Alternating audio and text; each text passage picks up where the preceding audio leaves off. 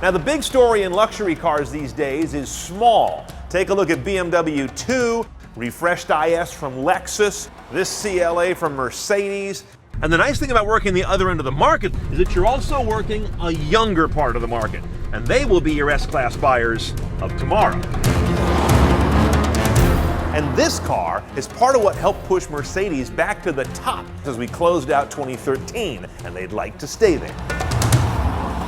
The overall lines are not so much derived from the C-Class, its one notch up brother, but interestingly borrowed from the way upscale CLS. You see this kind of droopy overarch across the top? That's real CLS kind of stuff. On the other hand, they're very proud of this face. They say this came right off the concept car on the auto show circuit, and I gotta say, it does look pretty hot, and it was what we saw in concept form. And then out back, you've got these sort of aggressive faux vents on the corners of the rear bumper. It all speaks to a younger ethic than most Benz cars. Now, the front row cabin on this car is one of its strong points. You get a good quality Mercedes feel in here, and I think it's about the most modern looking cabin they've got, which is good because this car aims toward a younger audience that doesn't want a lot of Baroque, at least I don't think. And most importantly, it's got the family steering wheel. This is a big part of the identity of a car. Ditto for the head unit, and this sort of Pop-Tart toaster looking display, which is all in vogue right now. As you see, you've got the knob, which is push, kick, and click, and then you've got back and clear buttons on it. Simple, streamlined, and of course the German car, so don't touch the screen, it doesn't do anything. This is Mercedes' current command system. The navigation is hard drive based, 80 gigabytes of hard drive data on there, but they've also got 10 gigabytes set aside for media for you to put your collection on, which you're never gonna do.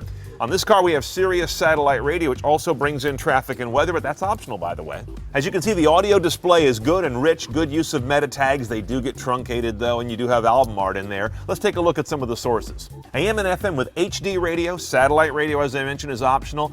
Disc or 6-disc, CD, DVD, that's an optional pick. SD card, no thank you. There's that 10 gigabyte storage, USB, and in here I've got a media interface for an iPod, which I had to use an adapter for because I've got a newer iPod Touch. Bluetooth calling and Bluetooth streaming, by the way, are standard on this car, which is a nice touch. Some cars still make you pay extra for the streaming part. And then way over here under the globe, you get the interesting connectivity things. Mercedes apps, streaming radio apps, there's your Sirius weather, and you can also enter the website URL you want to look at, although not when you're driving, and boy, is this whole system dog slow. This needs to be sped up with, I don't know what, firmware changes, connectivity, optimization. This is tedious. I'm also not a fan how internet radio lives over here separate from audio. It's all audio, guys. Put it all together. Now, that navigation system right there is optional. Interestingly, so is rear view camera. I find that kind of chintzy in a car that costs 30 grand. There are plenty that cost less that give it to you for free. By the way, if you've got an iPhone, consider the $600 iPhone Drive Kit. It's dealer installed and does a different interface than you've seen here for social media, streaming radio, and Siri voice command. Now let's talk about the drive control technology in this vehicle. It doesn't have an adaptive suspension, so there's no elaborate control for that. Here's your shifter. It's stalk-based, which is kind of fuddy-duddy for a car that aims so young. You know, a lot of folks are going to wish they had a lever down here, but look how much console space you'd give up. So this is smart, if not hip. And of course, you got paddles that go with it on the wheel. Down here is the Eco mode. This defaults on. If you select it off, it defeats the auto start-stop technology, which I'm okay with, because even on this car, as you're gonna see, it's a little crunchy. And then down here is your last drive mode control. Sport, manual, efficiency. The efficiency is the nearest thing to a normal mode. The sport is obviously sport, and the manual lets you hold your shifts without the car jumping back to its own logic. Now, while some things like rear view camera are annoyingly optional, some other things are not that are kind of nice. The attention assist that figures out if you're drowsy and alerts you, that's standard on this car, as is forward collision warning and pre-braking technology. It does not have automatic full braking to stop a collision at optional or standard levels. Last thing I want to show you in the cabin is the optional, but I think rather impressive, panoramic roof. It's a pretty small roof, so the glass panel's not enormous by today's standards, but it's way bigger than a classic moonroof or sunroof, and it opens up a small cabin nicely, which is good because if you're in the back seat hating the person in the front who made you sit there, at least that'll help air things out a little. Now, this is a CLA250, which tells you almost nothing about its engine. It's not a 2.5 liter, it's a 2 liter inline turbo 4 with direct injection. In other words, it plays all the hits of modern motor design. But it gets real weird for Mercedes in a couple of ways. First of all, it's sitting side saddle. It drives the front wheels. Their first front-wheel drive car sold in the American market. Also going to be available, though, as an all-wheel drive variant, but this is how it starts. Here are the numbers. You've got 208 horsepower, 258 foot-pounds of torque. Because it's a twin-scroll turbo, it's real torquey. 3,200 pounds or so, gets up to 60 in about 6.9 seconds. Certainly respectable. The MPG number is nice, 2638. You're getting into small Japanese car territory with that one. And the transmission's interesting. One choice only, 7-speed dual-clutch automated manual. One they developed in conjunction with this car as opposed to going out and buying it. We'll find out if it was worth their effort.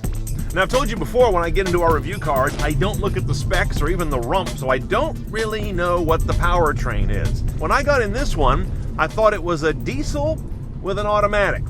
Here's why. I thought it was a diesel because there's kind of a coarse engine note, and there's that sort of turbo lag that turbo diesels, of course, are known for, but then tons of torque after that. I thought it was an automatic because the gearbox was so civilized and smooth, it couldn't be anything else. Then I looked at that tach and said, oh God, it's a gas engine. Look how high the RPM is for the red line.